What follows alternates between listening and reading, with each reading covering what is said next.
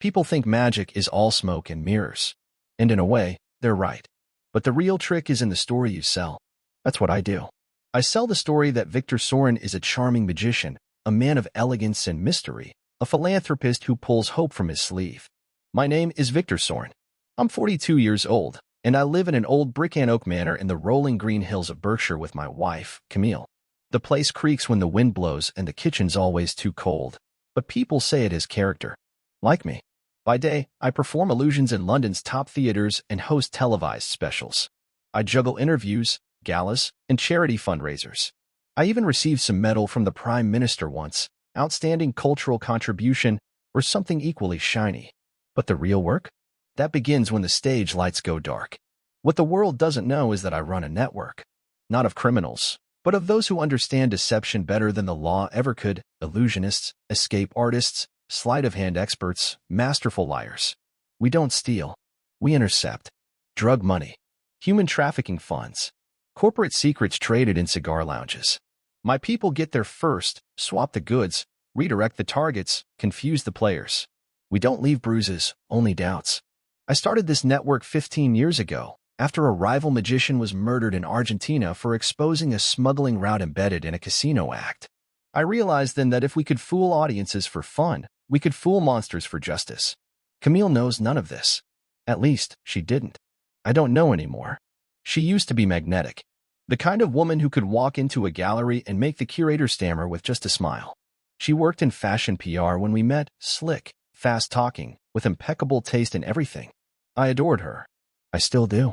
She pivoted into art consultancy 2 years after our wedding. Said she wanted something with more texture, more meaning. Now she moves through elite circles like it's her birthright, whispering prices in ears, connecting collectors to emotionally significant works, sipping overpriced wine and dodging questions about where she finds such rare pieces. And lately, she's been quiet. Not in the way where someone's mad at you. More like something underneath is flickering out. We still go to events together. We still host dinners. She still brushes her lips across my cheek in front of guests. But her smile doesn't warm her eyes. Her laugh cuts too short. Last week, after a show, I came home early and found her sitting on the garden bench, barefoot, staring at the moon. She didn't hear me come up behind her. She was holding a painting, not one I recognized. Just holding it, the edge of the canvas tight in her hands, as if it might float away. I called her name, and she jumped. Said she couldn't sleep. Said she was thinking of rearranging the studio. I didn't ask more, but I knew. There's always a reason the magician keeps a dove up his sleeve. And Camille has begun to look at me like she knows where I keep mine. 2 days later, a message arrived by courier. No signature, no return address, just a folded card with a silver embossed emblem I recognized instantly. A raven in flight, wings curled in a circle. It was a summons. The rendezvous point was an abandoned vaudeville theater on the southern edge of London, shuttered since the 80s and left to rot behind a petrol station. To the world, it was another piece of forgotten architecture. To us, it was a secure channel. You needed both code and presence to enter. No cameras, no signal. We did things the old-fashioned way. Inside, the scent of dust and velvet clung to the air. The rows of red seats were long gone, but the proscenium arch still loomed like a ghostly crown. My inner circle was already there, waiting in the shadows under the stage lights we'd rigged to work just enough for drama. Ariane, our impersonation expert, stood stiff-backed, her usually calm expression drawn. Jasper, the master of surveillance and our most skeptical operative, paced the edge of the stage, boots echoing against wood. Leo and Mara flanked the center, a pickpocket and a tech illusionist respectively, both trained in misdirection and vanishing acts. I didn't call this, I said. No one did, Jasper replied, tossing me a USB drive. But you need to see this. We gathered around a weathered laptop balanced atop a magician's case. Jasper clicked play. Grainy footage flickered to life, internal surveillance from our most recent intercept. It was supposed to be a clean job, reroute a package of forged IDs before they hit a broker's hands. Simple switch and slip. But the camera showed our man, Roland, entering at the expected time, only for the package to already be gone. And then, a second feed, days earlier, revealed a figure with access codes breaching the vault first. A figure with a key. Someone on the inside. 3 missions, Ariane said quietly. In the past 5 weeks. 1 broken exchange in Dubai, 1 compromised ledger in Singapore, and now this. And each one, Jasper added, happened within 72 hours of encrypted art sales, all processed through an intermediary connected to a London consultancy. My stomach dropped. Camille's firm. I stared at them, my jaw locked. That's not proof. It's a pattern, Mara said. And it's not just the timing. We traced a network of sudden offshore transfers linked to coded lot numbers, art sales, yes, but they matched the travel itineraries of our operatives. I didn't speak. I couldn't. My mind was sprinting through every past conversation, every gallery opening Camille invited me to. Every night she said she had a late meeting. We have to consider it, Arian said gently. Someone's feeding intel. It's someone close. And who else has access to both your travel schedule and those accounts? I exhaled slowly. The magician's first rule is control the story. But the story was starting to slip through my fingers. In Camille, she was no longer just distant. She was at the center of the smoke. The next morning, I installed the first camera. I chose a spot in the east-facing hallway, just beyond the library doors, discreet, buried behind the trim where the shadows fell deepest. I made sure it blended in with the molding. From there, I added two more, one tucked inside a hollowed antique clock near my study, and another in Camille's gallery above the skylight. None had audio, just visuals. That was enough. By the end of the week, I'd wired 7 cameras across the estate. Camille noticed none of them. She moved through our home with her usual elegance, morning espresso by the bay window, silk dressing gowns that fluttered like smoke, calls taken in soft tones behind half-closed doors. But the footage told a different story. Each evening, around 10 p.m., after she thought I was asleep or out rehearsing, Camille would slip into the West Wing, the part of the manor we rarely used except for storage. From there, she'd vanish for exactly 45 minutes. Every night. Like clockwork. On the 5th night, I followed her. I waited until her footsteps faded, then crept down the side corridor barefoot, avoiding the floorboards I knew would creak. She had entered the old solarium, long since emptied of its plants, and locked the door behind her.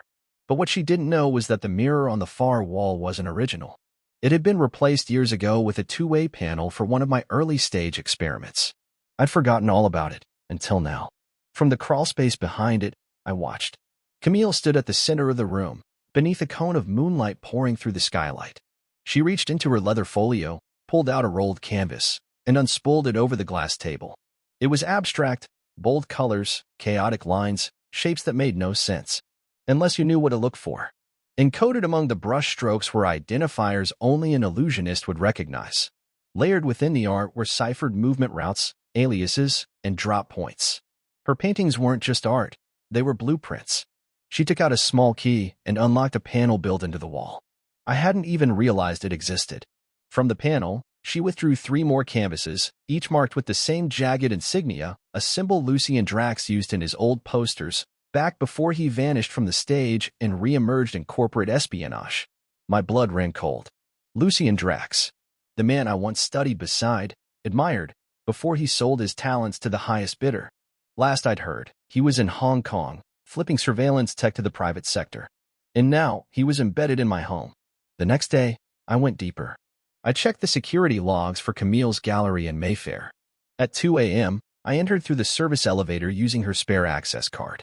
Behind one of the larger installations, a sculpture made from hollow glass rods, I found what I was looking for. A hidden drawer. Inside, a digital drive and a paper sketchbook. I brought it home, locked myself in the basement, and cracked the drive with a bypass I hadn't used since the Warsaw job. Inside, financial transfers between Camille's consultancy and shell accounts linked to Drax. And worse, messages. Dozens of them. Not just between Camille and Drax, but also with someone labeled AB. Artis Bellamy. I sat back in my chair, stunned. Artis had been my mentor, the man who taught me misdirection, who once told me, real magic is making them believe they made the choice. He helped me build this network. And now he was selling me out. They were using my secrets, my system, as currency. Turning art into code, code into leverage. The betrayal wasn't just professional. It was intimate. Camille hadn't just grown distant. She had turned cold. Calculated. She wasn't being pulled into something. She was orchestrating it. I didn't confront her. That's the first thing I learned from artists. Never play your card just because you're holding it. So I smiled. Kissed her on the cheek in the morning. Commented on her shoes. Listened when she spoke about her clients' aesthetic fatigue and nodded like I cared. But every time she left the room, I moved a piece. First, I rerouted the offshore accounts tied to Lucien's side businesses. Not all at once, just subtle nudges. Money meant for bribery deals in Prague ended up in a fake NFT fund I created last year as a sting test. A rare sculpture meant to launder funds was acquired by a ghost collector in Dubai, who then flipped it for pennies, tanking its supposed value. Lucien's empire had always relied on reputation, so I started eroding it with invisible cuts. Camille noticed something was wrong. It started with late-night pacing. Then came the obsessive rechecking of emails, the silent dinners. Her phone, once left on counters and side tables, now never left her palm. She still smiled, still asked if I was sleeping well. But I could feel it, anxiety slipping into her voice, the way she glanced over her shoulder like someone was watching. Good. Someone was. I released a falsified intelligence drop through one of our dummy collectors in Spain. It hinted at a mole inside Drax's network. Just vague enough to scare them. Just direct enough to seem real. By the third day, artist came sniffing around. He showed up at my rehearsal studio with 2 lattes and a casual grin. "Still using doves, Victor?" he asked, eyeing the cages. "Only the ones that won't betray me," I replied, smiling thinly. He chuckled, but I caught the flicker in his eyes. He was trying to gauge me, looking for tells. We talked about old times. He asked if I ever got tired of the stage. I told him the trick was staying ahead of your audience. And your assistants. At one point, he said, Camille's looking well. Still running the art world like a queen. She's always had taste, I said, folding a silk handkerchief. Shame how many people underestimate her. Artist nodded slowly, but the silence that followed stretched too long. He was nervous. Perfect. Later that night, I slipped a falsified master list of operatives into the encrypted files Camille sometimes accessed through her gallery login. A list I had created myself, filled with half-truths and dead-end identities. I even added a few names I knew Lucien had tried recruiting before, so he'd think the intel was real. Camille found it 2 days later. She didn't say a word about it, but her behavior changed.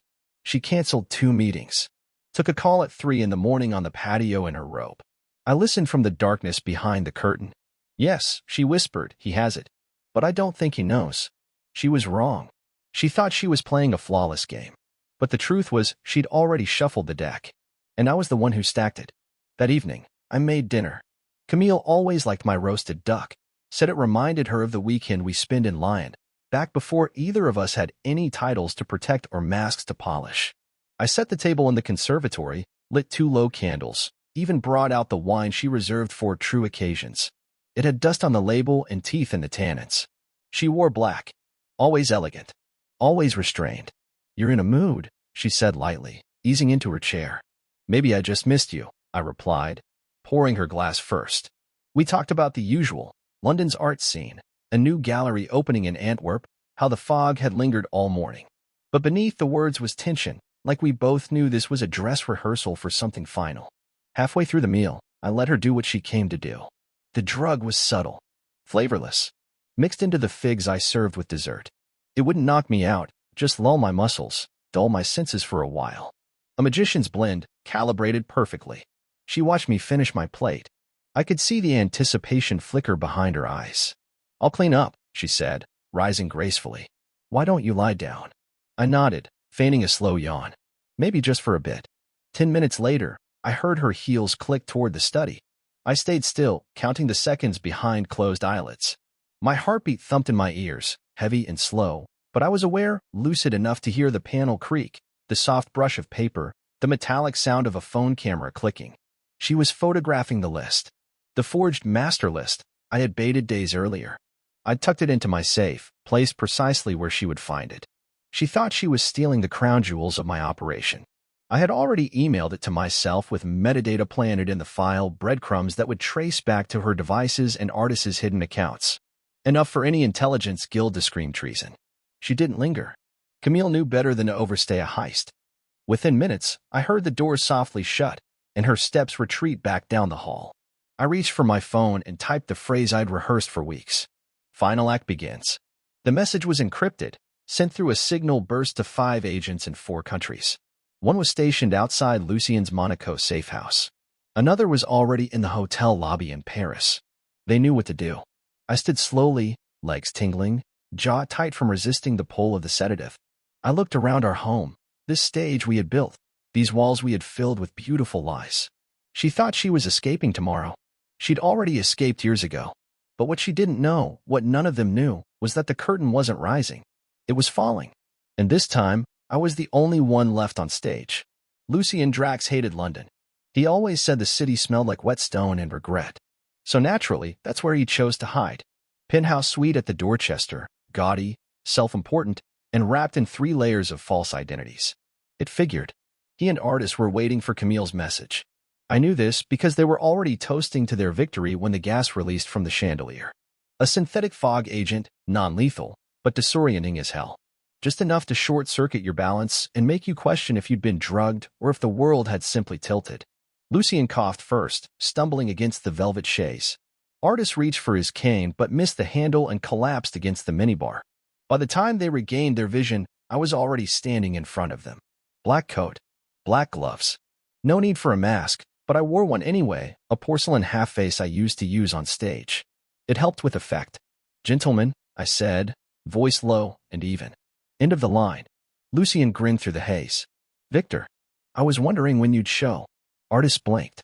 "You're making a mistake." I stepped forward. "No, Artis. I made the mistake when I trusted you. When I thought the man who taught me how to vanish wouldn't someday vanish with everything I built."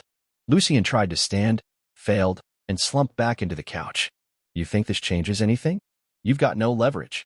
Camille, I said, cutting him off, is where she belongs." 50 miles away, Camille stepped out of a black car into the dim silence of an abandoned airstrip in Devon. Her bag was light. A burner phone. A slim passport. The final encrypted copy of what she believed was the master list. She walked toward the rendezvous point. But there was no plane. Just a blinking phone screen. A new message. Change of plans. She stared at it, confused. Then another ping. "You always loved dramatic exits. I thought you'd appreciate one of mine. V." Her hands trembled. Then the call came in. My voice, clipped and cold, filled her ear. "Lucien and Artis are finished. You're alone now. I suggest you keep moving." "You don't understand," she started. "I understand perfectly," I said. "You had options. You chose betrayal. Now you'll live with it." "What do you want from me?" she whispered. "Nothing," I replied. "No threats. No deals. No violence.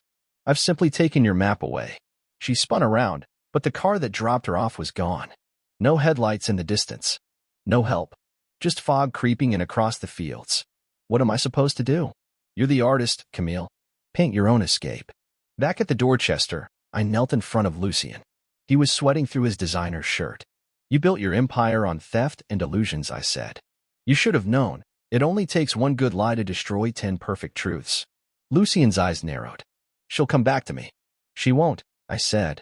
Artis groaned, pulling himself upright. "And what will you do, Victor? Turn us over to the guild?" "No," I said. "They already know.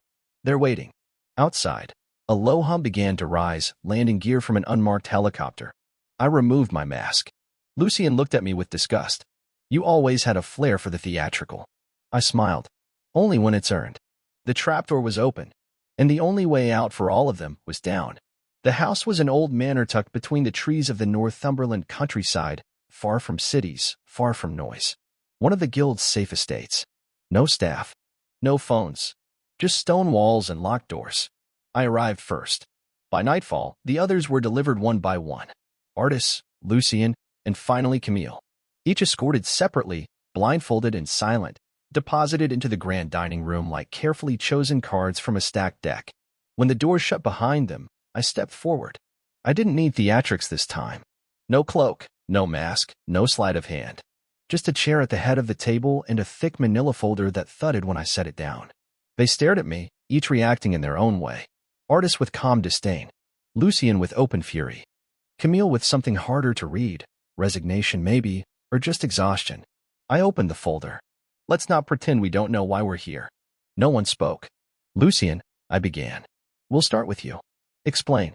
He leaned back, arms crossed. "It's a business, Victor. It always was. You built a network of deception artists and then refused to profit from it. That's not noble. That's wasteful. You sold our intel to black market syndicates," I said. "Routed clean identities into trafficking channels." Lucien shrugged. "You're outraged now, but you used to admire me. You wanted to be me. No, I said quietly. I wanted to be better than you. I turned to Artis. And you? He didn't flinch. Do you know how many years I gave the guild? How many agents I trained? And when I asked for a seat at the council, what did they give me? A letter of thanks. A ceremonial pin. You traded loyalty for leverage. I traded irrelevance for relevance, he snapped. You built your kingdom on my foundation. Don't act like you owe me nothing. I paused, nodding once. That's your confession then. Bitterness. I prefer clarity, he said. Finally, I looked at Camille. She met my eyes. No tears. No plea. Just a faint smile that hurt more than anything else. Why? I asked. Her voice was steady. At first, it was the money. The consultancy needed a boost. Drax offered a way in, art as code, intel as currency. But then, she trailed off. Then what? I pressed. She looked away, toward the stained glass window behind me. Then I realized you loved the illusion more than the truth. You never let me in, Victor. Not really. You were always surrounded by secrets, by performance. I tried to protect you. No, she said softly. You tried to manage me. Like another moving part in your show. That one landed. I nodded slowly. So, money, neglect, ambition, all reasonable motives, if you have no soul. I reached into the folder and pulled out 3 documents. Each confession has been recorded. And these, I held up the pages, have already been delivered to the Guild of Illusion. Copies were sent to every intelligence collective we've ever crossed paths with. Your allies are gone. Your reputation's burned. Lucien stood suddenly, fist clenched. You have no idea what you've done. I do, I said. I've closed the curtain, and no one's clapping. Camille didn't rise. She just tilted her head. And what about you, Victor? Are you clean in all this? No, I said after a pause. But I'm still holding the cards. I walked to the door and knocked once. The agents entered. Artis was silent. Lucien screamed threats. Camille stood slowly and whispered, There's more coming. You know that, don't you? I looked her in the eyes. Then I'll be ready. The tribunal was held in an underground hall beneath the guild's primary estate in Vienna, a vault of stone and silence. No cameras. No press. Just 12 adjudicators in charcoal robes, each wearing a mask of white porcelain, identical except for the etchings around the eyes. Lucien sat in chains, still sneering like he hadn't lost. Artis remained silent, his hands folded neatly on his lap, face pale but composed. Camille. Camille sat like royalty stripped of her crown. Still elegant. Still quiet. But the defiance in her eyes had dulled. I stood off to the side, a guest in the punishment I'd set in motion. The evidence I'd delivered, contracts, transaction logs, decrypted messages, false identities routed through shell accounts, spoke louder than any testimony. I hadn't needed to say much. The betrayal had spoken for itself. By the time the guild reached a decision, the outcome wasn't a surprise. Lucien, exiled indefinitely. All known aliases flagged. Assets frozen. A man of masks with no more mirrors. Artis, same fate, but with one condition. Any re-entry into guild territory would be seen as an act of aggression. Camille, a lesser sentence. 5 years confinement under guild supervision. No travel. No digital access. A soft prison in appearance, but still a cage. When the verdicts were read aloud, no one spoke. After the chamber emptied, Camille requested a final word. I agreed, against my better judgment.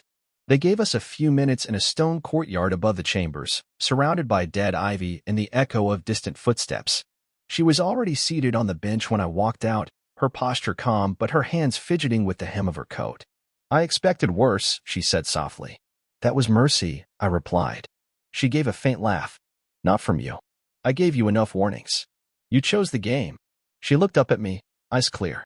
Then let me give you one back. I paused. There's something coming, she said. Something bigger than Lucien. Bigger than what you built. I raised an eyebrow. They call themselves the Velvet Glove. Led by a woman named Mara Talon. She's not interested in espionage, she wants control. Influence, fear. She's recruiting from what's left of Lucien's empire. How do you know this? I met her once, Camille said. She's not like you. She doesn't believe in illusion. She believes in force. And why tell me now? She looked me in the eye. Because no matter how much I hate you, I know what's coming is worse. And if anyone can stop her, it's you. I nodded slowly. One meeting. She tilted her head. When? Prison allows visitation. You get one request. After that, we're done. She nodded. As I turned to leave, she called out, Victor? I paused. I never lied about loving you. I didn't answer. Some truths, even if real, come too late. And some illusions aren't worth reviving. 6 months later, I was living in the mountains above Lake Como, tucked inside a glass sandstone retreat built by a retired escape artist who owed me a favor. The mornings were quiet. Mist rolled down the hills like smoke from a vanished act. No cameras. No agents. Just me, a kettle, and a notebook full of names I hadn't crossed out yet. I wasn't retired. Not really. But I wasn't who I'd been, either. The guild had offered me a title. Senior Operative Liaison. It came with a silver pin and an obligation to sit in meetings with men who didn't know what it felt like to lose everything. I declined. Instead, I kept watching. Listening. Reading between the headlines. Old contacts passed me notes from their networks, half-burned messages that smelled like trouble. I pieced them together slowly, like assembling a trick with no clear payoff. Mara Talon. The name came up more frequently now. In whispers. In fragments. Always tied to a growing force calling itself the Velvet Glove. A syndicate wrapped in sophistication and ruthlessness, built not on deception, but dominance. Camille had been right. Mara wasn't like us. She didn't finesse her targets. She absorbed them. Her people weren't illusionists, they were converts. Fanatics. Former black market dealers, ex-agents, even 2 illusionists from my own old roster who disappeared after Lucien's fall. And Camille? She had faded into silence since our last meeting. Her facility near Oslo was monitored by the guild. She hadn't asked for another visitor. I wasn't sure if I'd go if she did. Then, 2 reports landed the same day. Artist Bellamy missing. He'd vanished from his holding facility in Prague. No signs of force. No cameras triggered. One day he was there, the next gone. And Lucien? He never reached his destination. The ship carrying him to his penal island was found abandoned near Gibraltar. Crew unconscious. 1 guard dead. Lucien's cell door open. The guild was scrambling. I sat by the fire that night, turning the facts over in my head. Mara hadn't just taken Lucien's place. She had inherited his grudge. And now she was gathering every broken piece we'd left behind. People, knowledge, tactics, and reforging them into something colder. Something permanent. But I wasn't the same either.